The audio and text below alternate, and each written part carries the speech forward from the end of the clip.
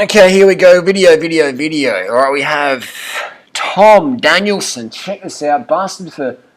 Tested positive for testosterone. Isn't it amazing? Wall Street Journal has a picture of a skinny cunt cyclist who looks like one of us high carb vegans. But then you have Ronda Rousey, and no one's making any steroid accusations there because she's passing the test, isn't she? But look at this. So let's compare this. This is Ronda, alright? So that's her on the left. Look at that man jaw. And she's natty. So this girl here is Cyborg. She's been busted for steroids, alright? So what happens? When you take steroids, you get a man jaw. So I'm curious of how Ronda Rousey, Rousey, I'm not sure her name is, how she's got the same jaw as like the East German swimmers who sued the government for giving anabolic steroids. This is what happens when you do steroids. You get this jaw. If you're a female, you get a fucking jaw. I've got female friends who have done anabolics, you get a jaw. We're almost going to put Freely on the steroids, she wanted a bit more of a jaw. But your jaw fucking grows. So here's an East German swimmer, attractive face, but you can see that man jaw. Nothing wrong with that. I'm just saying that's a good giveaway. I think that's a man there. I'm not sure what that is. And here's another East German. You just get a masculine look. If you're on steroids as a woman, you look masculine. It's just a given. The upper body. Legs are genetic, but upper body and the jaw, that's a dead giveaway because that's where more androgen receptors are. So it's a giveaway what's going on. It's a giveaway. So Ronda Rousey, I think, how is she that? Look at that jaw. You know what I mean? If you cover the face, cover the eyes, that could be a man. Now, I'm not saying Ronda Rousey's on the juice. I'm just saying, how has she got such a man jaw? And look at those traps, man. How the fuck has a woman got a man jaw and traps? That's my question. And you look at the old photos of her, she looks more feminine. Look at that. You know, when she was at the Olympics, and then now. It looks, you know what I mean? Look at that jaw. Look at the difference. How has Ronda got that? Anyway, let's get back to Tom Danielson, because it's cycling, right? And only cyclists take drugs. Tom Danielson rides for Team Garmin. Jonathan Valdez, and if you read through the affidavits of Tom Danielson from the whole Lance Armstrong thing, Jonathan Valdez, the team owner, founder, he was a doper as well. He used to have EPO vials and syringes underneath his bed. Now, I'm not saying I've never used drugs. I've used a lot of drugs. I've used testosterone, injections, etc. But I've never fucking thrown them under the fucking bed. For let someone else to clean up. That's pretty shit, man. So Jonathan Valdez is the owner of the team, famous for his performances when he was on drugs. Tom Danielson, the same, famous. David Miller, world record in the time trial because he's on EPO, yellow jersey holder. Dave Zabriskie, all these guys... Christian Vanderbilt got really good taking drugs, and then they get employed by a team where bowlers are saying, this is all clean. It's a clean team, but then why are you going to employ ex-dopers? If you're such a good coach, Jonathan, then why would you give away this guy here? This guy here got a fucking tattoo on his fucking bicep, clean as soap, alright? So this guy, Phil Gaimon, he's got a fucking tattoo saying he's clean, but Garmin had a contract just for 1 year on him. Why would you employ so many dopers in your team if you're trying to be a clean team? Why wouldn't you say, look guys, see you later, we're going to get just a fresh batch of kids? Jonathan can spot if someone's on the juice.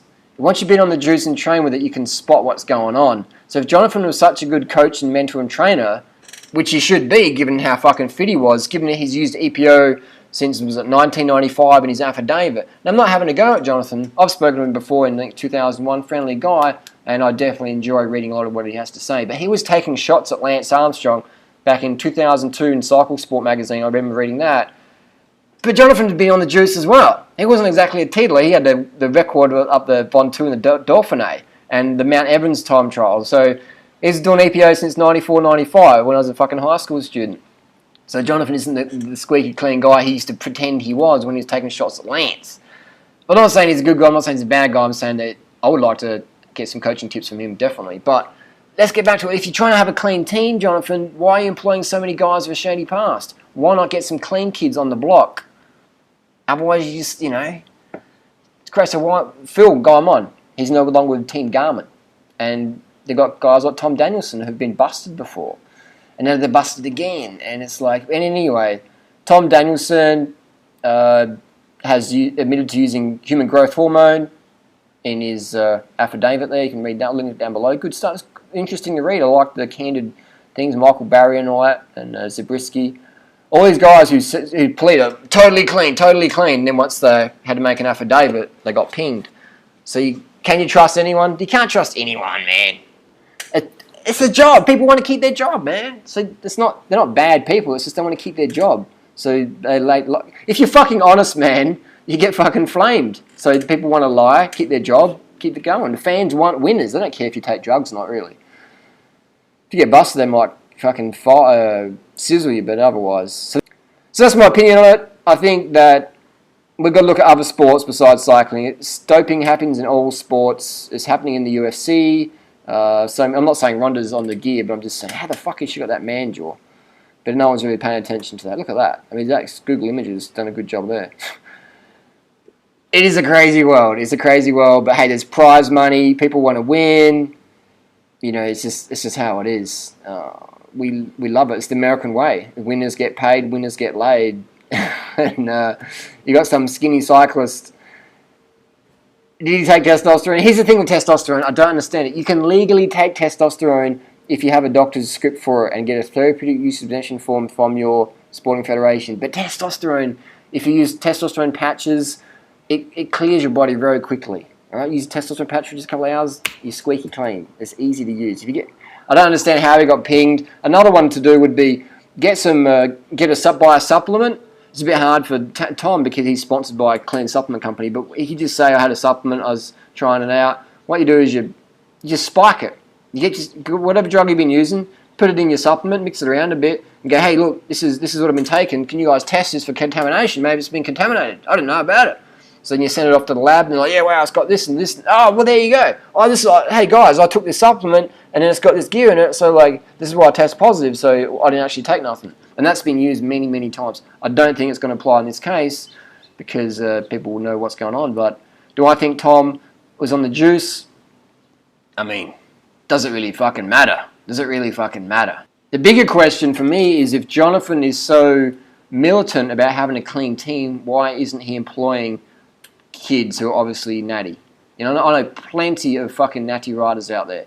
Because what happens when you've used drugs for so many years and you've trained and raced in Tour de France or big races, even if you go full natty, you've got all that strength and power training on drugs for fucking 10 years. If you've trained on steroids for 10 years and you go full natty, you're still going to be fucking strong as fuck. So that's another thing people forget is that if you've taken drugs, performance-enhancing drugs 10 years or 5 years and you're still in your peak form, that form carries on. That form carries on. So you can be a fantastic domestique, which is unfair because you're employing people whose performance is still enhanced by performance-enhancing drugs. But again, it's professional sport. But my bottom line thing is, if riders were serious, then you want to employ some clean riders. I know plenty of clean riders out there who'd fucking jump at the chance to get on a pro team like that. I'm sure you do too, Jonathan.